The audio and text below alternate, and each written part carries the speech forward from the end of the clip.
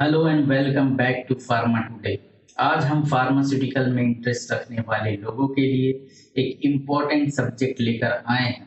आज हम good manufacturing practice, जिन्हें जनरली जीएमपी के रूप में जाना जाता है, के बारे में बहुत ही सरल भाषा में डिस्कस करेंगे। चाहे आप किसी फार्मास्यूटिकल मैन्युफैक्चरिंग में काम करते हो या आपको सिर्फ यह जानकारी चाहिए कि आपकी दवाइयाँ कैसे बनती है, तो यह वीडियो आपके लिए है। तो चलिए शुरू करते हैं।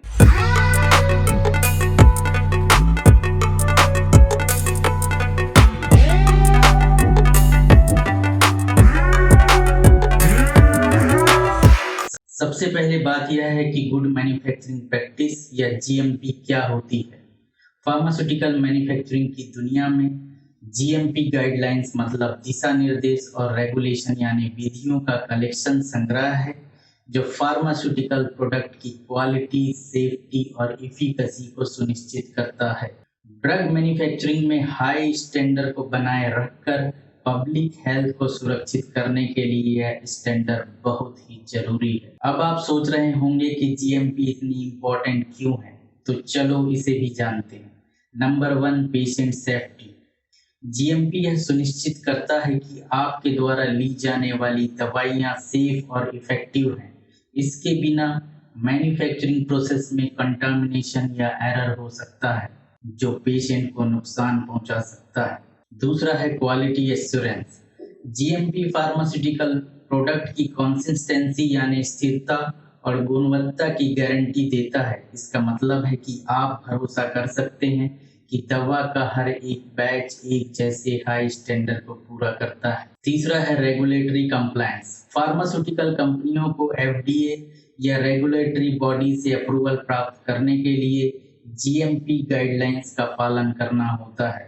तो जीएमपी के प्रिंसिपल्स आखिर हैं क्या?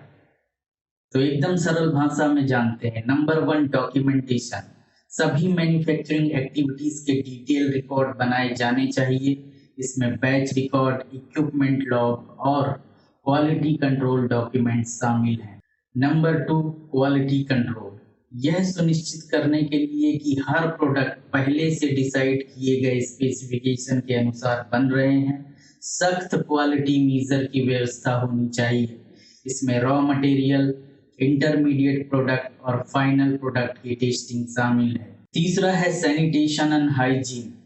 कंटामिनेशन रोकने के लिए क्लीन और हाइजीनिक मैन्युफैक्चरिंग एनवायरनमेंट बनाए रखना बहुत जरूरी है। सुविधाओं और उपकरणों को नियमित रूप से सफाई और वैलिडेट करना चाहिए। चौथा है ट्रेनिंग। एम्प्लॉय को अच्छे से ट्रेन किया जाना चाहिए और गलतियों को कम करने के लिए स्टैंडर्ड ऑपरेटिंग प्रोसीजर एसओपी का पालन करना चाहिए। पांचवा है वैलिडेशन। मेथड, प्रोसेस और इक्विपमेंट वैलिडेट होना चाहिए, जो लगातार हाई क्वालिटी वाले प्रोडक्ट बनाने में मदद करते हैं। अब आइए देखते हैं कि जीएमपी के तहत सामान्य फार्मास्यूटिकल मैन्युफैक्चरिंग प्रोसेस क्या है। तो मैन्युफैक्चरिंग प्रोसेस में सबसे पहले है रॉ मटेरियल का selection. High quality raw material को चुना जाता है और प्योरिटी और क्वालिटी के लिए टेस्टिंग किया जाता है। नंबर 2 है फॉर्मुलेशन।